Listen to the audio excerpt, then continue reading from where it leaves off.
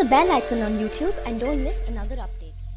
சண்டை நடக்காத இடங்கள்ல கூட உக்ரைன் மக்கள் கஷ்டப்படுறதுக்கு காரணம் ரெண்டே நபர்கள் தான். ஒன்று பைடன் நிர்வாகம், இன்னொன்று ஜெலன்ஸ்கி. எப்பெல்லாம் ரெண்டு பேர் கூட்டணி சேர்றார்களோ அப்போ பூரா ரஷ்யாவோட முழு கோபத்தையும் சண்டை நடக்காத இடங்கள்லையும் காட்ட ஆரம்பிப்பாங்க. அந்த மக்களோட முழுமையான உள்கட்டமைப்பு பவர் மட்டும் கிடையாது, வாட்டர் சப்ளை ரெண்டையும் துண்டிச்சு விட்டுருவாங்க. அதுக்கடுத்து அதை மீண்டும் கொண்டு வரதுக்குள்ளேயே பல வாரங்கள் ஓடி போயிடும். ஆனால் இதை மீண்டும் மீண்டும் செஞ்சுக்கிட்டு தான் இருக்காங்க. இப்போ கூட பெரிய அளவு 4வது தடவையாக ஒரு மிகப்பெரிய அட்டாக்குன்னே சொல்லலாம். இது எதுக்கு அப்படின்னா, பெரிய அளவில் அமெரிக்க உதவிகள் வந்துக்கிட்டே தான் இருக்குது, தினமும் டெலிவரி எடுத்துக்கிட்டு தான் இருக்காங்க. ஆனால் சில டெலிவரி அப்போ பெரிய அளவில் பைடன் வாய் பேசுவார். அந்த டெலிவரி வந்தோடனே நான் சாதிச்சு கிழிச்சிருவேன் அப்படின்னு உக்ரைன் அதிபர் ஜெலன்ஸ்கியும் வாய் பேசுவார்.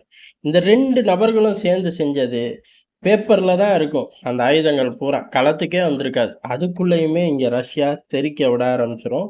இந்த தடவை தான் அட்டாக்குக்கு அப்புறம் ஜெலன்ஸ்கியை சுற்றி உள்ள ஆட்களும் சரி, உக்ரைனோட டெலகிராம் சேனல்களும் சரி, இந்த பாயிண்ட்டை தான் பெரிய அளவில் பேச ஆரம்பிச்சிருக்காங்க. முதல் முறையாக ஜெலன்ஸ்கி மேலேயும் நம்பிக்கை இல்லை, அமெரிக்கா மேலேயும் நம்பிக்கை இல்லை.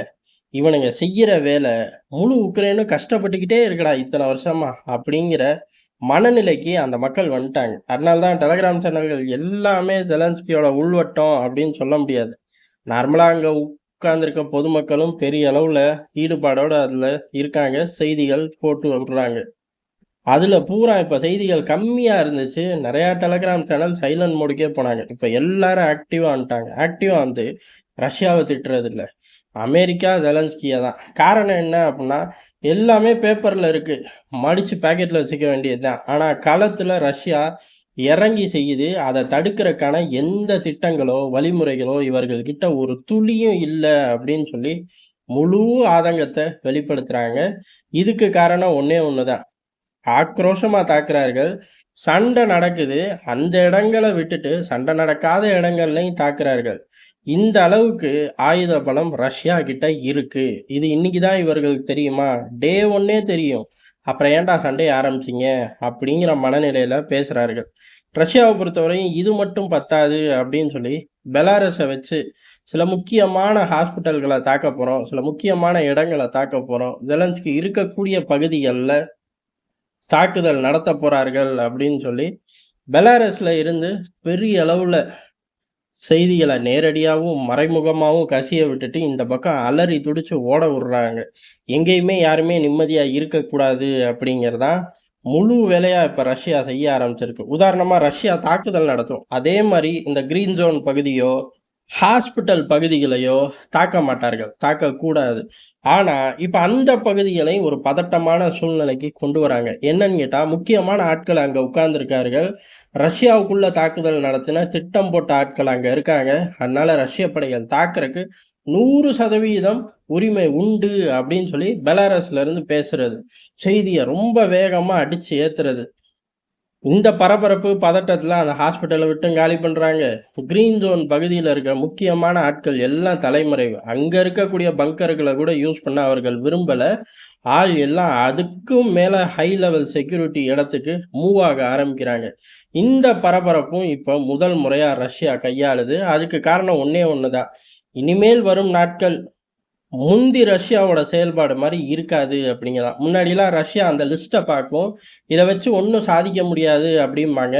அதே மாதிரி இந்த லிஸ்ட்டு லோடாகி உள்ளே வந்து வைக்கக்கூடிய டிப்போக்கள் தான் பெரிய அளவு டார்கெட்டாக இருக்கும்.